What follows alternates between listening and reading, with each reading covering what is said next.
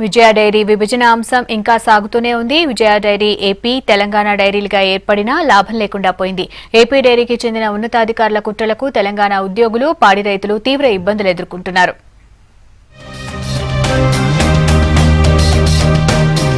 గత 2 నెలల క్రితమే విజయ డైరీ విభజన చేయాలని రాష్ట్ర ప్రభుత్వం నిర్ణయించింది.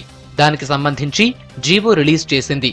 అయినా పూర్తి స్థాయిలో విభజన జరగలేదు. ఏపీ డైరీ ఉన్నతాధికారులు డైరీ విభజన జరగకుండా అడ్డుపడుతున్నారు. దీంతో డైరీ ఫెడరేషన్ రిజిస్ట్రేషన్ పనులు ఆలస్యమవుతున్నట్లు తెలుస్తోంది. ఉద్యోగుల విషయంలో ప్రస్తుతానికి ఏ ప్రాంతం వారిని ఆ డైరీకి అలాట్ చేసినట్లు తెలుస్తోంది.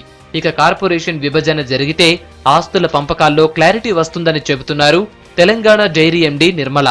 బైఫికేషన్ అంటే ఇది షెడ్యూల్ 9లో ఉంది మనది ఫెడరేషన్, కార్పొరేషన్ కూడా.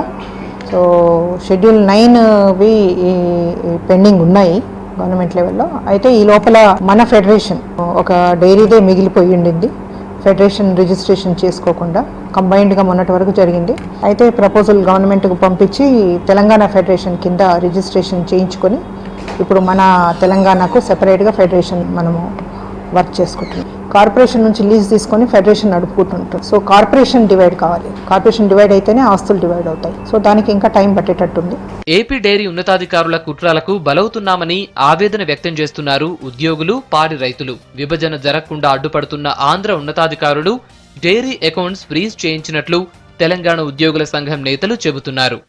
గవర్నమెంట్ ఏదైతే జీవో ఇచ్చింది సపరేట్ కండి, ఆంధ్ర ఎండి, తెలంగాణ ఎండి కూర్చొని మాట్లాడుకోండి అని అంటే వీళ్ళు మరి నానా రాద్ధాంతం చేస్తూ ఉన్నారు. ఇంకా తెలంగాణ సపరేట్ కానియకుండా మరి బ్యాంకులలో నోటీస్ ఇచ్చుకుంటూ డబ్బులు డ్రా చేయకుండా ఇంకా మేము ఉమ్మడిగానే ఉన్నాము అనే ఉద్దేశంతో వాళ్ళు నోటీసులు ఇచ్చుకుంటా డబ్బులు రాకుండా రైతులని ఇబ్బంది పాలు చేస్తూ ఉన్నారు. ఇక్కడ ఆంధ్ర ఏదైతే మేనేజ్మెంట్ ఏదైతే ఉందో ప్రతి బ్యాంకు నోటీస్ ఇచ్చింది. మరి ఇది మంచి పద్ధతి కాదనేది కూడా మేము కార్మిక సంఘం ఒకసారి హెచ్చరించడం జరిగింది. విజయ డైరీ లావాదేవీలు నిర్వహించే బ్యాంకులకు ఏపీ డైరీ ఉన్నతాధికారులు నోటీసులు ఇవ్వడంతో సమస్య తీవ్రమైంది. డైరీకి పాలు పోసే రైతులకు బిల్లులు చెల్లించడమే కాదు, 2 రాష్ట్రాలకు చెందిన ఉద్యోగులకు జీతాలు కూడా ఇవ్వలేని పరిస్థితిలో ఉన్నారు అధికారులు.